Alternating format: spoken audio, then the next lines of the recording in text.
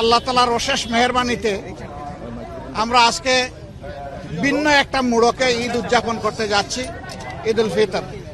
এই সুযোগ আল্লাহ তাআলা আমাদেরকে দিয়েছেন, এই জন্য মাবুদের দরবারে অসংখ্য শুকরিয়া। আলহামদুলিল্লাহ।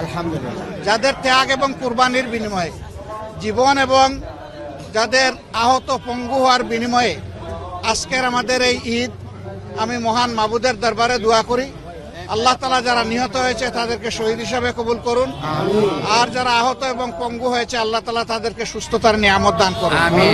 বিশেষ করে শহীদ পরিবারগুলোকে আল্লাহ তাআলা সবর এখতিয়ার করার তৌফিক দান করেন।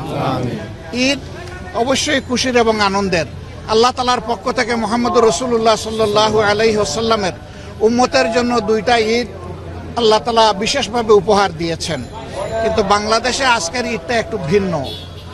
আমরা অনেকেই স্বস্তির ঈদ যখন উদযাপন করছি তখন বহু ঘরে ঘরে মায়েদের চোখের পানি ঝরছে, এতিম সন্তানদের চোখের পানি ঝরছে, বাবার চোখের পানি ঝরছে, ভাই বোনের চোখের পানি ঝরছে।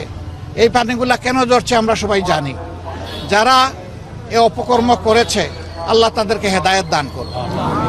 তবে এটা ঠিক, যারা খুনের দায়ে খুনি তাদের বিচার অবশ্যই হতে হবে, এবং খুনের যে বিচারটা দেখলে ভবিষ্যতে আর কোনো খুনি মানুষের জীবন নিয়ে কোনো সিনেমিনি খেলবে না, সেই রকম বিচার বাংলাদেশের জনগণ দেখতে চায়।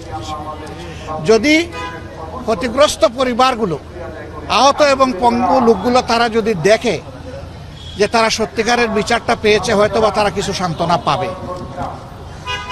আমরা আগামীতে এমন একটি বাংলাদেশ প্রত্যাশা করি যেখানে আর রক্তের হুলি খেলা হবে না, যেখানে মানুষের জীবনকে তুচ্ছ গণ্য করা হবে না, যেখানে মানুষ মর্যাদা, সম্মান, ভালোবাসা এবং সমতার ভিত্তিতে বসবাস করবে।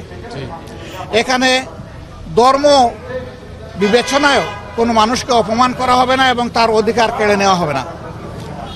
একজন নাগরিক হিসাবে সকলের মতো সকলেই সমান অধিকার এখানে ভোগ করবে, এবং এটা শুধু আল্লাহর কোরআনের ভিত্তিতেই সম্ভব। আমরা সেই ধরনেরই একটা সমাজের জন্য লড়াই করছি। আমরা কোদা দুর্নীতিমুক্ত একটা সমাজ চাই, কিন্তু এই সমাজ গড়তে হলে অবশ্যই চাঁদাবাজ, দখলদার মুক্ত সমাজ গড়তে হবে আমাদের।